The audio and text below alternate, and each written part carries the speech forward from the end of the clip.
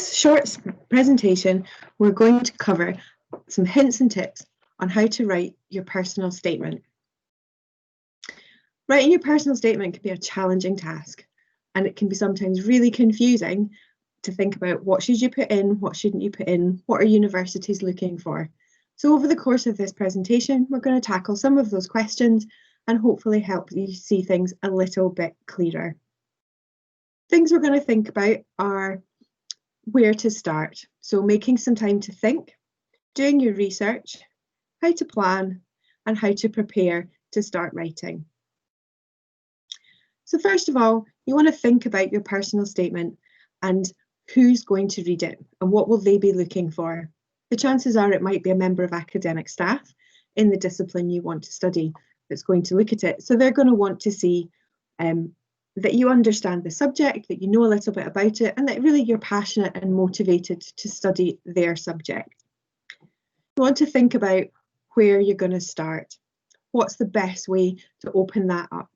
Where are you going to start with your research? Is it best to start with thinking about what career you want to do and then work backwards into what courses you might need to do to get there? You want to think about the things you want to include, and you want to think about the things you might want to avoid putting in. So your personal statement comprises of 1/3 of your UCAS application. It's a really important piece of writing.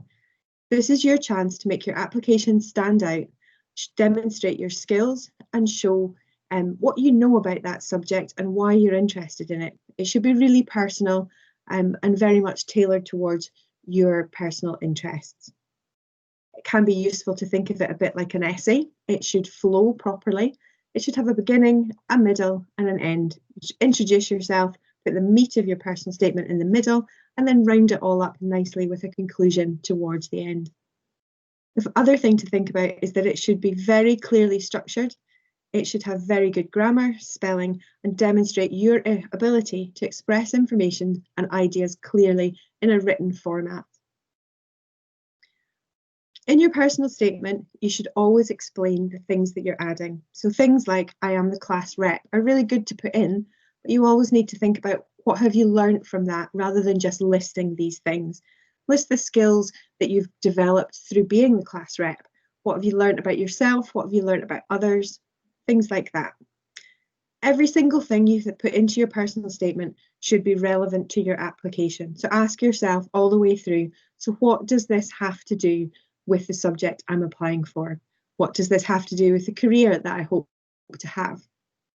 Try to use all the space that you're given in your personal statement, but you need to make sure that it's concise and flows properly. And lastly, always be positive and always be enthusiastic about what you're writing, because that will really come through when it's being read by the universities. Things you want to include are a really clear understanding of the subject you've applied for. So bear in mind that there's no standard curriculum for higher education. So a history degree at one university could be a completely different course to a history degree at another university. So make sure you understand what the universities you're applying to are offering and make that come through in your writing. Why does this subject interest you? What particular thing has sparked off your interest? Is it a career move? Or is it just purely that this particular subject has always been something that's fascinated you and you want to move your learning in that area on? You want to think about what things you might have already done to explore the field that you're looking to study. So if you're applying for English, for example, have you been to some plays? Have you watched some National Theatre live? If it's a science-related field, have you been to any additional lectures? Have you watched any TED Talks? Things like that, things that just show that you've gone outside of the classroom in the college a little bit and just explored that subject area a little bit more. We often think that we should avoid the things that we don't know about, but sometimes in your personal statement, it's really good to put the things that you're interested in learning more about. So use that as a positive that you want to develop in that area and immerse yourself in that subject. And it's also good to put in some non-academic skills that you may have from employment, volunteering, just general life experience, as long as you're tying that into what you've gained from that activity. It should always have some sort of output rather than just a list of things that you've done. Examples, academic related activities might be field trips, relevant activities, trips that you've made, lectures that you've watched, things like that. Work experience and voluntary work, if they are relevant to your course, or perhaps have given you a bit of an insight into the subject area that you're applying to.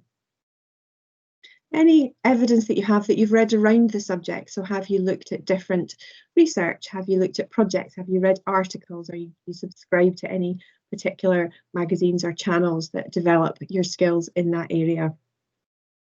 And you want to put in those relevant transferable skills that you've achieved through your interests.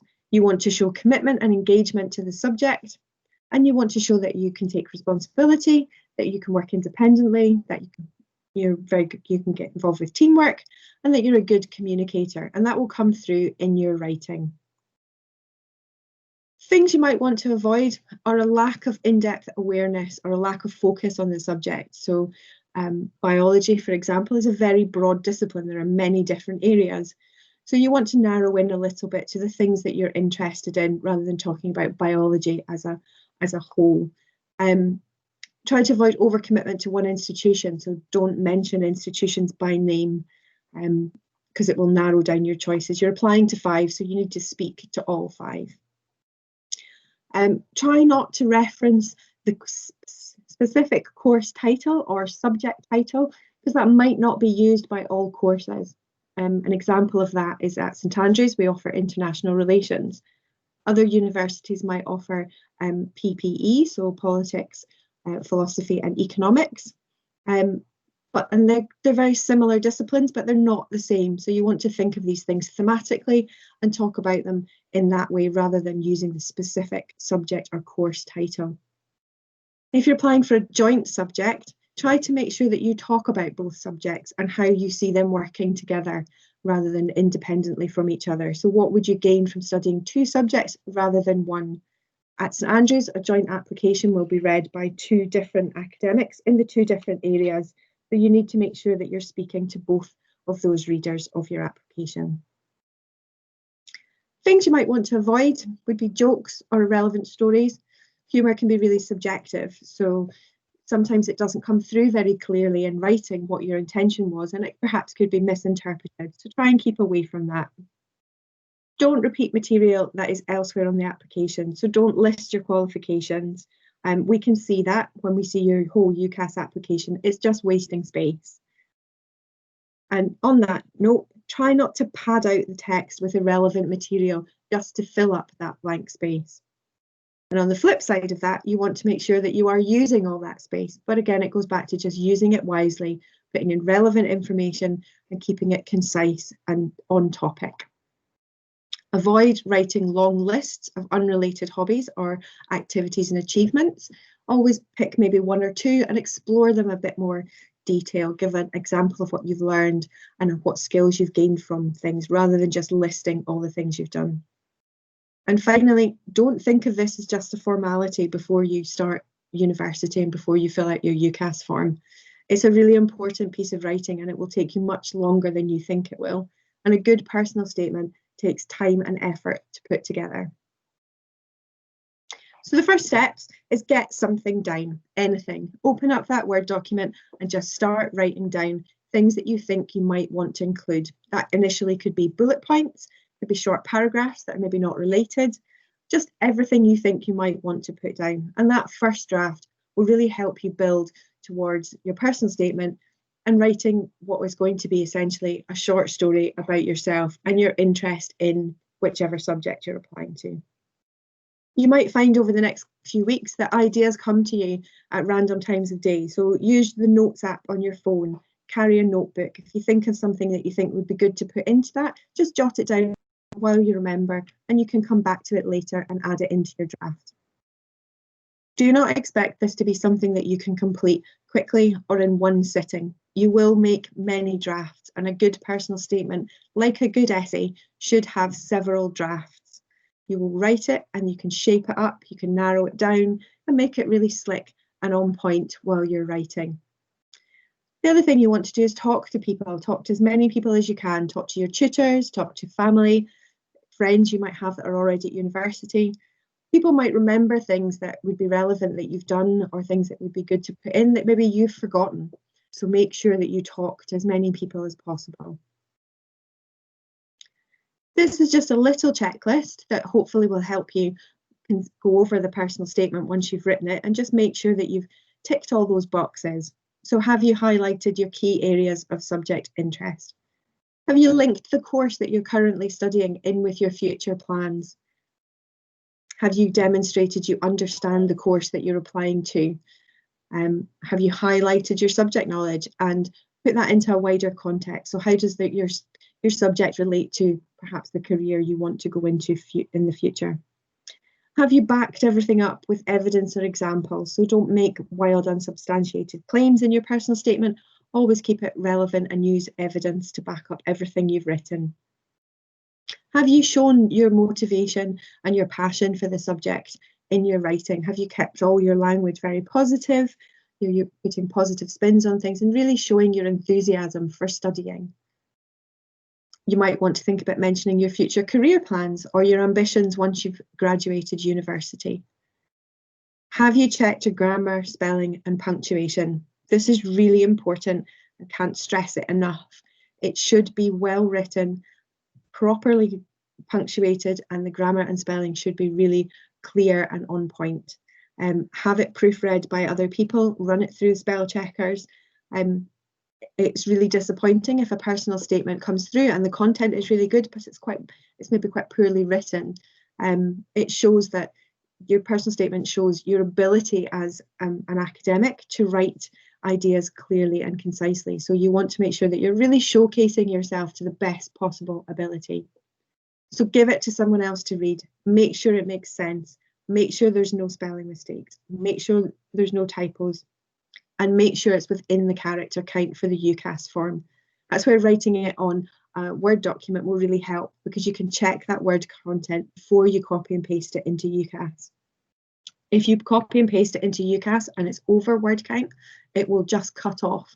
So it could cut off your final couple of sentences and maybe not give the final round off of your personal statement that you're really hoping to give.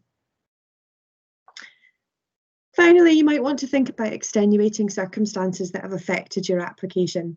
So ideally, we'd want to see them in your academic reference if possible, but you could make mention to things if it's relevant to why you've returned to study or why you've chosen to come to college, and just mention it briefly. It's also possible to send additional documentation to universities, but not all universities will accept additional documents, and they may not be considered within your application, but you can request to send them.